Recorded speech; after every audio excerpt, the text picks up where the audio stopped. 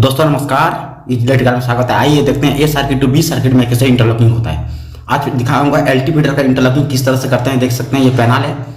अब मेरा ये जो टेक्नीशियन है चालू कर दिया इंटरलॉकिंग। ये सिलेक्टर स्विच का वायरिंग है। हम इंटरलॉकिंग देंगे सिलेक्टर स्विच टू कंडक्टर और ऑक्सिलरी कंडक्टर लगा के। एक सर्किट चालू होने के बाद दूसरा सर्किट चालू होगा, दूसरा सर्किट बंद होने के बाद दूसरा सर्किट बंद होगा। आज करेंगे ए सर्किट टू बी सर्किट का इंटरलॉकिंग। क्या होगा कि जैसे ए सर्किट चालू हो जाएगा, वहाँ हमने दो कंडक्टर इशू किए हैं। ये दो सिलेक्टर स्विच को हमने कॉमन बेस किए हैं। देख लीजिए सिलेक्टर स्विच को खोल रहे हैं। ये दो सिलेक्टर स्विच को क्या करेंगे, कॉमन बेस करेंगे। पोटेंशियल फ्री सिलेक्टर स्विच है ये, वन साइड रहता है तो 3 टर्मिनल में फ्री में सप्लाई मिलता है। तो वहाँ से क्या करेंगे, हमने लूप ले लेंगे।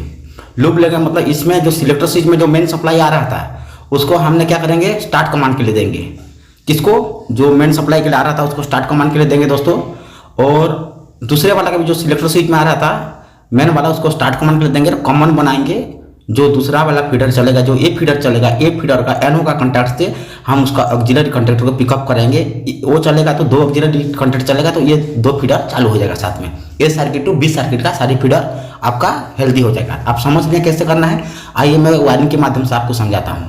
देख सकते हैं इसमें हमने 2 सर्किट को चलाएंगे, ठीक है। इसमें आपका एक सिलेक्टर स्विच ऑफ रहेगा, दूसरा सिलेक्टर स्विच ऑन रहेगा, ठीक है।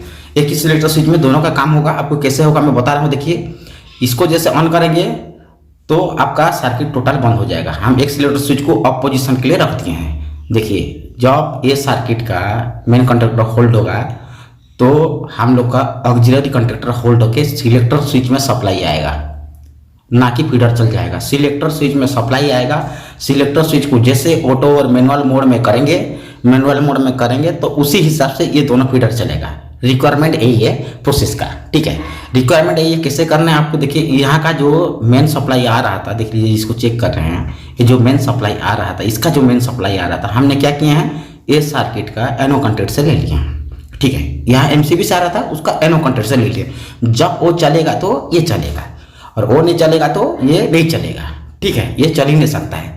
सिंपल से तरीका है। उसका एनो से लिए हैं, इसका ऑक्सिलरी कंडक्टर को पिकअप कराएं। ऑक्सिलरी कंडक्टर से हमने सिलेक्टर स्विच को दिए हैं। यहाँ कंट्रोल एमसीबी ऑन करने का जरूरत नहीं है। हम ऑक्सिलरी कंडक्टर इसलिए किए हैं ताकि कुछ हो जाए तो माल फंक्शनिंग के लिए हम लोग का ऑप्शन में रहेगा कि ये बेल्ट इंसिडेंट ना हो। सेफ्टी पर्पज के लिए हमने सिलेक्टर स्विच यूज किए हैं। आप भी ऐसी इंटरलॉकिंग बनाना चाहते हैं तो मैं इसका एक ड्राइंग है, मेरा चैनल में जाकर देख सकते हैं। मैं डिस्क्रिप्शन में लिंक दे दूंगा आपको कि कैसे बनाना है। अभी वायरिंग करके आपको दिखाऊंगा कैसे वायरिंग करना है, कैसे सिलेक्टर स्विच को वायरिंग करना है। ये देखिए ये आउटपुट टर्मिनल है, ठीक है। यहाँ पर हमने देख रहे सप्लाई आ रही है। ये जो सर्किट है बी सर्किट का है, ये बी सर्किट में सप्लाई आउटगोइंग जा रहा है, ठीक है। ये देखिए यहाँ सिलेक्टर स्विच से हमने क्या करेंगे, इंटरलॉकिंग करना चालू कर देंगे, ठीक है। मैं जब भी वीडियो लेकर आता हूँ टेक्निकल टिप्स का साथ ले आता हूँ और थ्योरी और प्रैक्टिकल कॉम्बिनेशन का साथ आता हूँ। आप बने रहिए मेरी चैनल में। इस तरह से मुझे लाइक शेयर सब्सक्राइब जरूर करिएगा ताकि मैं नया टेक्निकल टिप्स आपके सामने लाते रहूँगा। देखिए इसका मैं ड्राइंग लिख देता हूँ। ए सर्किट टू बी सर्किट का इंटरलॉकिंग कैसे करना है। ये है ए सर्किट। इसका एक एनो से हम यूज करेंगे बी सर्किट का। ये ए सर्किट जब चल जाएगा तो हम लोग का बी सर्किट चलेगा। लेकिन ए सर्किट में कंट्रोल सप्लाई है, लेकिन बी सर्किट में आपका कंट्रोल सप्लाई नहीं मिलेगा। आपको बी सर्किट में बिल्कुल कंट्रोल सप्लाई नहीं मिलेगा। यहाँ जिसे आपने देख रहे हैं 2 एमपीसीबी है, इस सर्किट ये कंट्रोल सप्लाई आपको नहीं मिलेगा। ये जो मेन कंडक्टर है इसी से हमने क्या करेंगे, होल्डिंग करेंगे, ठीक है। उसको सप्लाई देंगे और ये हो गया इसका ऑक्सिलरी कंडक्टर है। इस तरह से सर्किट बनाना है आपको। तो ए सर्किट जैसे चलेगा बी सर्किट चलेगा और बी सर्किट जैसे चालू हो जाएगा, बी सर्किट जैसे बंद करेंगे तो आपका ए सर्किट भी ऑटोमेटिकली बंद हो जाएगा, ठीक है। क्योंकि देखिए जब सिलेक्टर स्विच को हमने वहाँ से मोड़ देंगे तो उसका सिलेक्टर स्विच इस एमसीबी से, ये जो ए सर्किट का एमसीबी से हमने डायरेक्ट एक सिलेक्टर स्विच को लिए हैं दूसरा सर्किट का।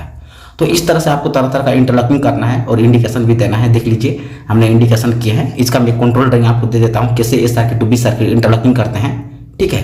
ये सब जितना भी इंटरलॉकिंग होता है ना दोस्तों, एनो एनसी का खेल रहता है और किसी का खेल नहीं रहता है। देखिए ये ऑन हो गया ना, ये ऑन हो गया। देखिए सिलेक्टर स्विच ऑन हो गया, ठीक है। अभी ये सर्किट नीचे वाला सर्किट ऑन है। इस तरह से आप इंटरलॉकिंग करिएगा। Thank you for watching easy electrical. अब इंटरलॉकिंग कैसे करना है